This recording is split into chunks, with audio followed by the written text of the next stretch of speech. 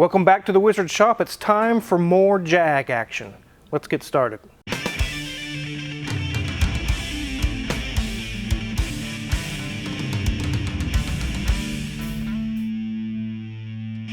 So you guys have seen various different t-shirts I wear here on the channel.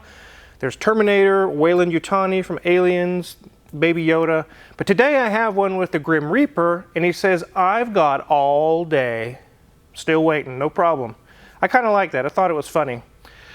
But you guys have really showed us in the previous video on this car that you really like this car. And me and Mrs. Wizard like it as well. It is very cool. We're going to do a little bit of maintenance on it today. We're going to do plugs, wires, and coils just because I want to. And also I'm going to show you the rear end, why it was sagging so bad and what we found. What, Wizard? You have a sagging rear end? I don't. The car does. Another 10 years I might have one as well too, so we'll see. Let's go ahead and move to the back of the car. So as you can see, it has brand new tires all the way around. I just had those put on today. They're Michelin's. They are very, very nice riding. The nice magic carpet ride that it had is even more so now. It is so quiet and so smooth. One thing you can see is the rear end is not sagging like in the previous video. It is sitting level with the rest of the car. And the reason why are these. These are the spring isolators, or insulators as some people call them. They sit between the body and the spring. The new ones I put on are literally 3 times thicker. You can see over time it is squished and worn like it's almost like a dust. They've just basically collapsed. So that's why it was sitting so low in the rear. So we got that solved, and it wasn't a very easy job. I would have filmed it, but with jobs like this that take quite a while, during the week, during the work week, I get a small little section of time that I got some free time to get it done. And if I wait, it might be another week before I can get that done. It doesn't always work. Mrs. Wizard's busy. She's got to work. She actually, you guys know she's a teacher. And I didn't have time to film it. I just wanted it done. So it was done. These little insulators weren't very expensive, like 40 bucks a piece or 30 bucks a piece.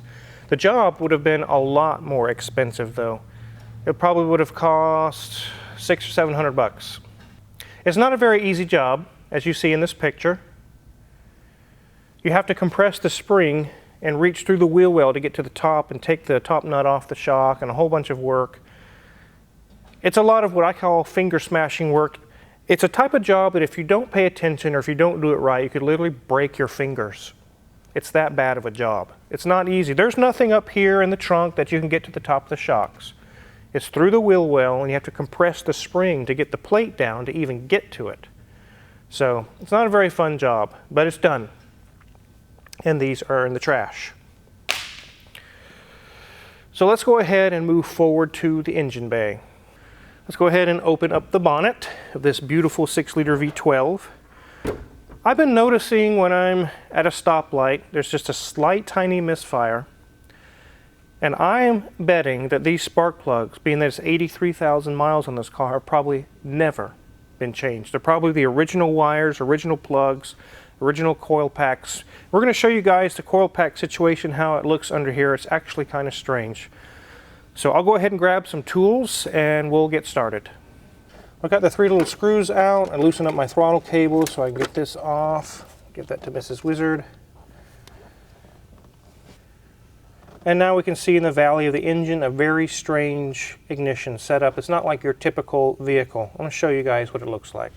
On the older Jags, the distributor's actually in the middle, right here where my hand is at. But this is using coil pack technology. So we have 2 coil packs. They're 6 cylinders a piece with tiny little wires. And you can look at those wires and tell they're original to the car. Those have not been changed since it was new. And I also believe the same is true for the spark plugs.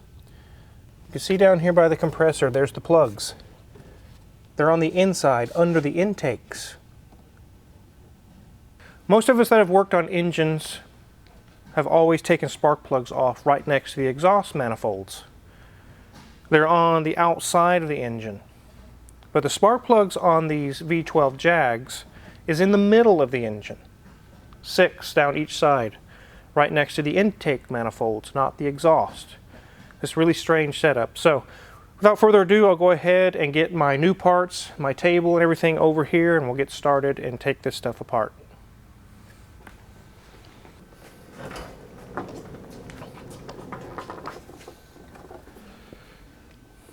So I was actually going to replace the plug wires today, but I think I'll just do the plugs. The wires look fine, although they're original. And the reason why is because I went to my supplier. I ordered for a 1995 Jaguar 6-liter V12, and they sent me spark plug wires. It must be for like an 83 XJS or something. It has these really long boots on it. This doesn't even begin to look like anything that I have here. It just doesn't even match. So these are for an older model Jag. This happens all the time. You tell a customer it's going to be 2 or 3 days, they'll have the vehicle done. You enter the data and order the parts, which you're not going to get these at CarQuest or AutoZone for this car. It's going to be special order. You order them and they come in the mail, which takes a day or two, and find out that they're completely not even the right parts for this car. I have to send these back and now order the correct ones, which can add another day or two. So this is a common thing that's happening anymore in the shops, where I usually tell people anymore, your car is going to be here for at least a week. When you got Jaguars or Ferrari or a Porsche or anything like that. This idea, it'll be there today and I'll pick it up tomorrow, that doesn't happen on these types of cars. Because the parts are not in stock at your local car parts store. They're all special order. You wait a few days and basically get a pile of junk that it's not going to work for the car. So I'm going to do the plugs and then I'll catch the wires later. But I definitely want to do the plugs. I know they're probably very old. So I'll go ahead and get my tools and get that started.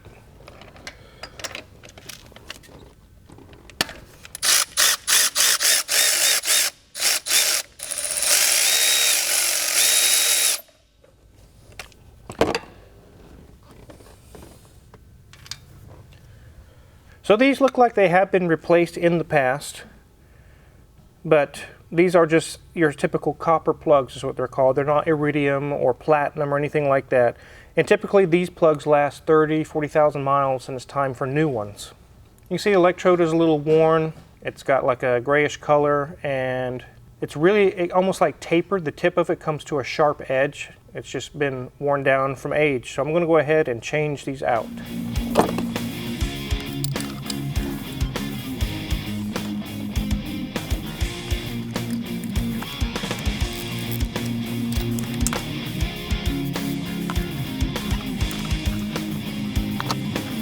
As you can see, I'm doing one spark plug and one wire at a time. And if you do it that way, you don't even have to think about the firing order. It's a non-starter. You don't even have to talk about it. You take one plug out, you put one plug back in and put its wire back on. Then you move to the next one.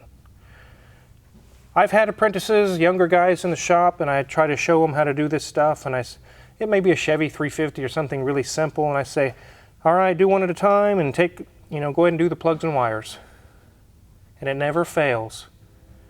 I come back 20, 30 minutes later, they have all the wires, all the plugs out, and they're like, oh crap, I don't even remember which wire goes where.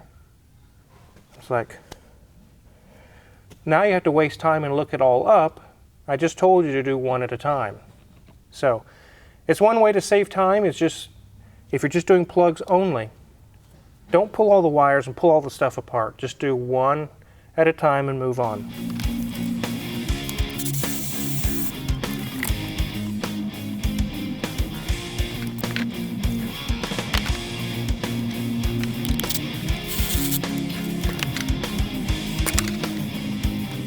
So this should have been an easy job, and I should have all 12 of them done by now.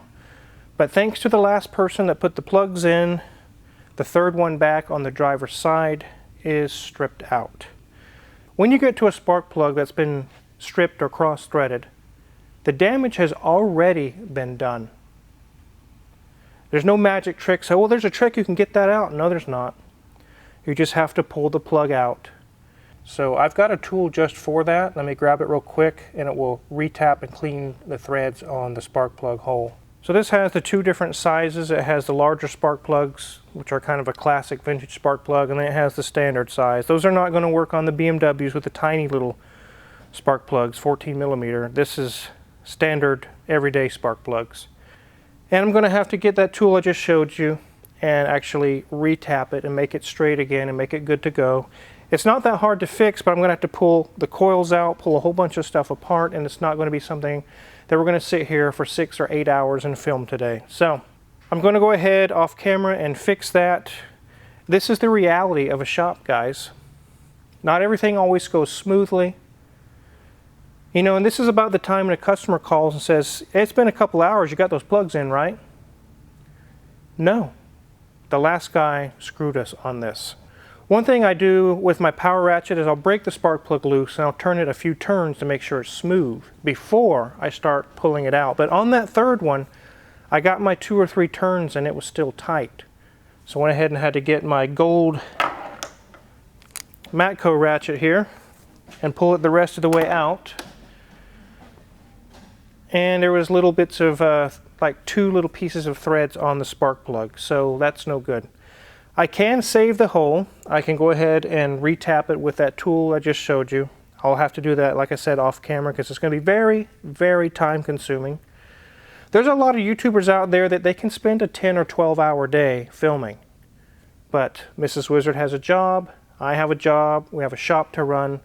I cannot spend 12 hours filming spark plugs. But let this be a lesson. As nice as this car is, every car that's got 10 or 15 years of age on it is going to have some nasty little secrets to it. Things that weren't disclosed. And again, this is not on Eurasian Bob. This was done long before he even bought the car. So I don't know where or when this was done. It's not really that big of a deal. I've been through this before many, many times. After I clean up the threads, the spark plug will go in happy and problem solved. But like you saw in the valley of this engine, it's not easy to get to. There's a cruise control servo, there's coil packs, there's vacuum hoses, there's so much stuff in the way that I don't feel confident that I can run my tap through there and get a nice straight hole until all those pieces and parts are out. So that will have to be done probably tomorrow. I'll get that taken care of. Luckily it's not damaged, nothing bad has happened, it's totally fixable. It's very disconcerting and very unhappy for me that I have to take all this stuff apart now. And I don't even have the right spark plug wires thanks to my supplier. They sent me some for an 83 XJS or something, not for a 95 6-liter with coil packs. So I'll have to send those back. I guess I might as well do the wires now that I'm going to have to take all this apart. I was hoping to drive my Jag home today. I am not. I do have my XLR, it is done. I'll cruise around in that. I've been enjoying that quite a bit. But I'm just in the same situation you guys are. I was hoping to drive my car home today. I'm not. I'm not going to get to. It sucks. The one last thing I will have to fix on this car is I can tell that there's a little bit of a driveline vibration. That'll be something I inspect once I get past the spark plug situation here. I'll put it on the lift. I believe that the drive shaft support bearing is probably gone bad. I'll have to pull the drive shaft off. And when I get it off, it'll be another video. I show you guys. There's a lot of Mercedes-Benz and a lot of vehicles that use these, European vehicles especially. But you can feel it in the center of the car. It's not the front, the rear. It's just like a constant vibration. So very likely I've seen enough of these. I know that's what it is. And it also is not a very big job. It's just kind of a unfortunate thing, but I'll get that solved. I'll get this spark plug situation solved. The tires are solved. The rear end situation is solved. It's sitting up nice. So even when you find a cream puff car, you're still going to have some things you're going to have to work through and things you're going to have to fix. In fact, when people tell me I've got a 1978 this or that with only 2,000 miles on it, I usually tell people run away. Because every seal, everything on that car is going to be bad as soon as you try to put 100 miles on it. It's going to be just pouring fluids out everywhere. So, it's not always a good thing with ultra low mileage. This is not ultra low miles at 83,000 miles. If this car only had 1 or 2,000 miles on it, I probably would not have bought it. So this tells you right here, you're always going to have a few things to fix. If you're curious what kind of tools I've used here working on this Jag, check my Amazon affiliate link in the description below. We get a small cut and we really appreciate it. And make sure to hit the subscribe button because we are going to be filming the bus this week. Thanks for watching.